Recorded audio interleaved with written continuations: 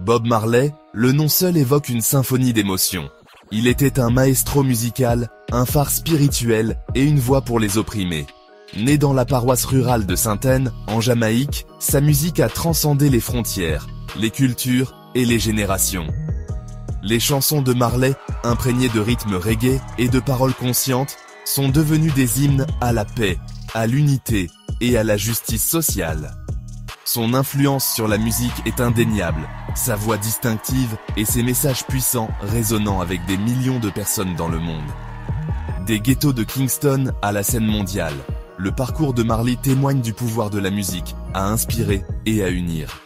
Cet essai explore la vie et l'héritage de cet artiste extraordinaire, en explorant ses premières années, son ascension vers la gloire, ses croyances spirituelles et son engagement indéfectible à rendre le monde meilleur.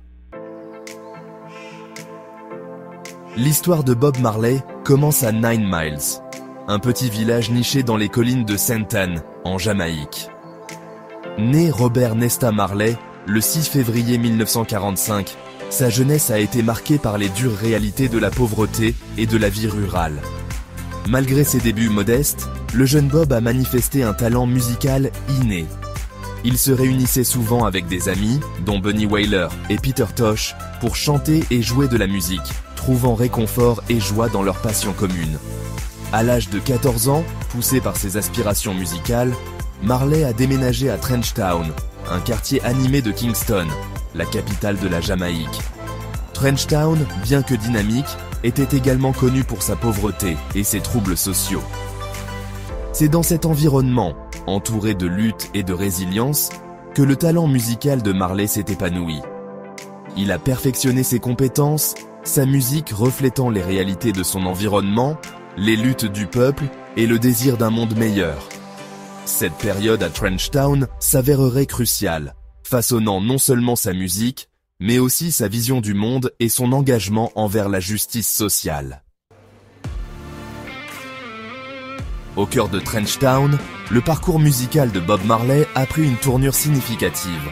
Il a rencontré Neville Bunny O'Reilly et Peter McIntosh, plus tard connus sous le nom de Peter Tosh, formant un lien musical qui allait changer à jamais le cours de leur vie.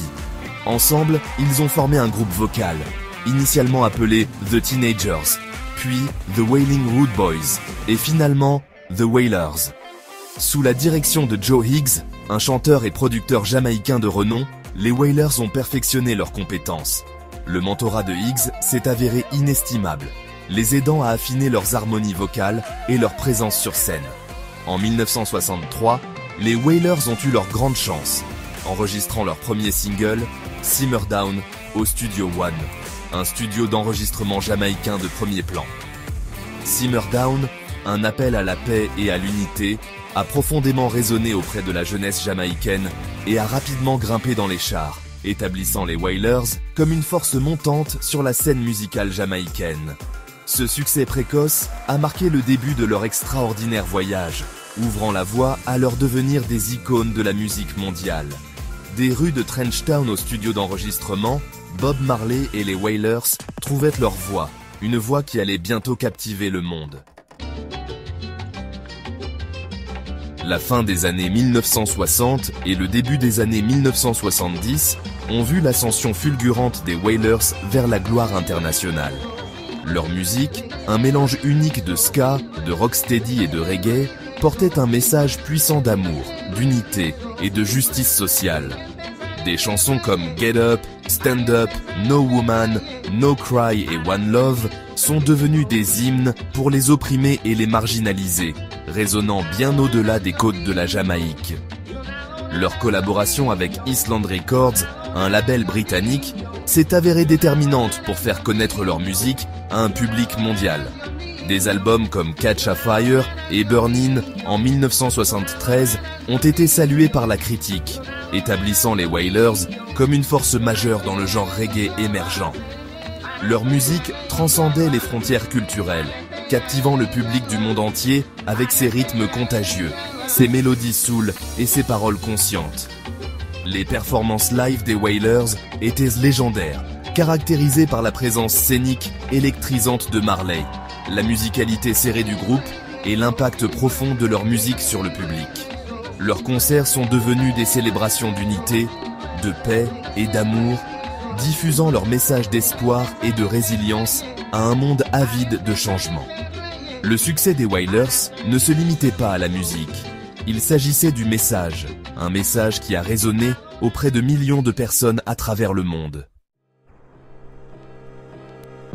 Rastafari, une lumière guide. Au cœur de la vie et de la musique de Bob Marley se trouvait sa foi profondément enracinée dans le rastafarisme. Ce mouvement spirituel afrocentrique, originaire de Jamaïque dans les années 1930, a grandement influencé la vision du monde, la musique et le mode de vie de Marley. Le rastafarisme met l'accent sur la croyance en Haile Selassie Ier, ancien empereur d'Éthiopie, comme l'incarnation de Dieu, ou Jah. Il promeut la paix, l'amour, l'unité et le rejet de l'oppression. Pour Marley, le rastafarisme était plus qu'une simple religion. C'était un mode de vie, une source de force et un principe directeur qui imprégnait tous les aspects de son être.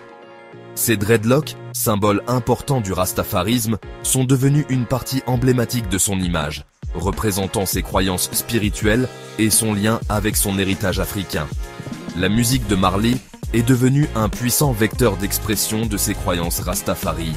Ses chansons intégrèrent souvent des références bibliques, exploraient des thèmes de justice sociale et célébraient la beauté et la résilience de la culture africaine. À travers sa musique, il a initié des millions de personnes aux enseignements du rastafarisme, diffusant son message d'amour, d'unité et de libération.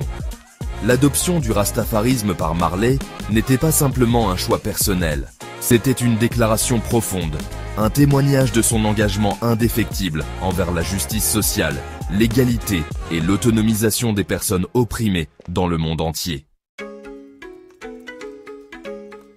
La musique de Bob Marley transcendait le divertissement. Elle est devenue un puissant outil de changement social. Profondément touché par la pauvreté et les injustices sociales dont il a été témoin en Jamaïque et dans le monde, Marley a utilisé sa plateforme pour défendre les opprimés, les marginalisés et les défavorisés. Ses paroles, souvent imprégnées de commentaires politiques et sociaux, appelaient à l'unité, à l'égalité et à la fin de l'oppression.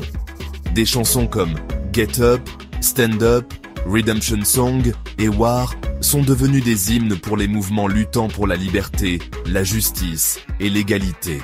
La musique de Marley a donné une voix aux sans-voix, inspirant espoir et courage face à l'adversité. Il croyait au pouvoir de la musique pour unir les gens, abattre les barrières et inspirer un changement positif.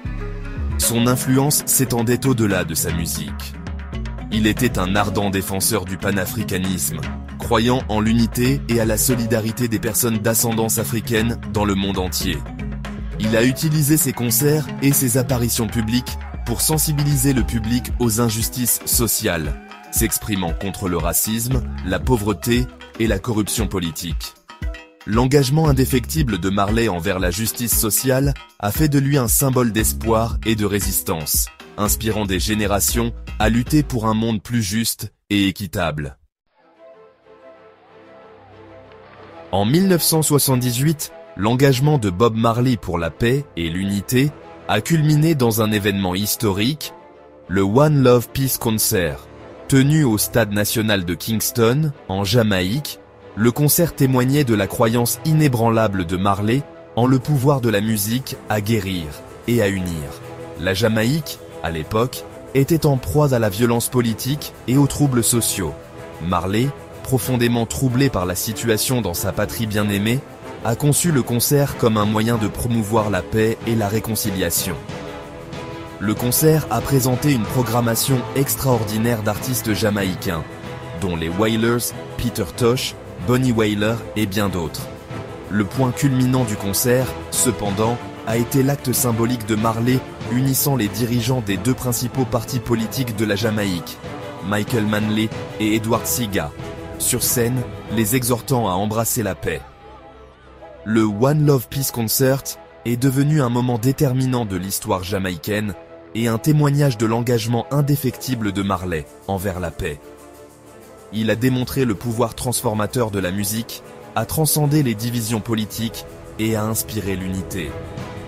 Le message de paix et de réconciliation du concert a résonné bien au-delà des frontières de la Jamaïque, consolidant l'héritage de Marley en tant qu'ambassadeur mondial de la paix et de l'unité. En 1977, à l'apogée de sa carrière, Bob Marley a reçu une nouvelle dévastatrice. On lui a diagnostiqué un mélanome acral lentigineux, une forme rare et agressive de cancer de la peau.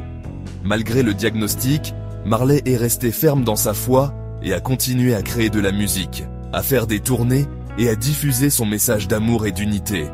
Sa musique a pris une nouvelle profondeur et une nouvelle urgence, reflétant ses luttes personnelles et son esprit indéfectible face à l'adversité. Des albums comme Survival 1979 et Uprising 1980 ont mis en évidence sa résilience, sa foi inébranlable et son engagement à utiliser sa plateforme pour lutter contre l'injustice et inspirer l'espoir. Même si sa santé se détériorait, l'esprit de Marley restait intact. Il a cherché un traitement dans diverses parties du monde, notamment aux États-Unis et en Allemagne, mais son état a continué de s'aggraver. Tout au long de sa maladie, la foi de Marley dans le rastafarisme est restée inébranlable. Il a refusé l'amputation, un traitement courant pour sa maladie, en raison de ses croyances religieuses. Marley a affronté sa mortalité avec grâce et courage, continuant d'inspirer des millions de personnes avec sa musique et son esprit indomptable. Le 11 mai 1981, à l'âge de 36 ans, le voyage extraordinaire de Bob Marley a pris fin. Sa mort prématurée a envoyé des ondes de choc à travers le monde, laissant un vide dans le domaine de la musique et du militantisme social qui ne pourrait jamais être comblé. Malgré sa courte vie, l'impact de Marley sur le monde a été profond et durable. Sa musique continue d'inspirer des générations, transcendant les frontières culturelles et géographiques. Ses chansons, avec leur message intemporel d'amour, d'unité et de justice sociale, restent aussi pertinentes aujourd'hui qu'elles l'étaient il y a des décennies. L'héritage de Marley s'étend bien au-delà de sa musique. On se souvient de lui comme d'une icône culturelle, d'un chef spirituel et d'un symbole d'espoir, de résilience et de résistance. Son image, avec ses dreadlocks caractéristiques, est devenue un symbole mondial de paix, d'amour et d'unité. La vie et la musique de Marley continuent d'inspirer d'innombrables personnes à embrasser leur héritage, à lutter pour la justice sociale et à aspirer à un monde plus juste et équitable. Il a montré au monde que la musique pouvait être un puissant outil de changement, une force qui pouvait unir des gens de tous horizons. L'héritage de Bob Marley témoigne du pouvoir de la voix d'un homme, de la musique d'un homme, à inspirer l'espoir, à susciter le changement et à laisser une marque indélébile sur le monde.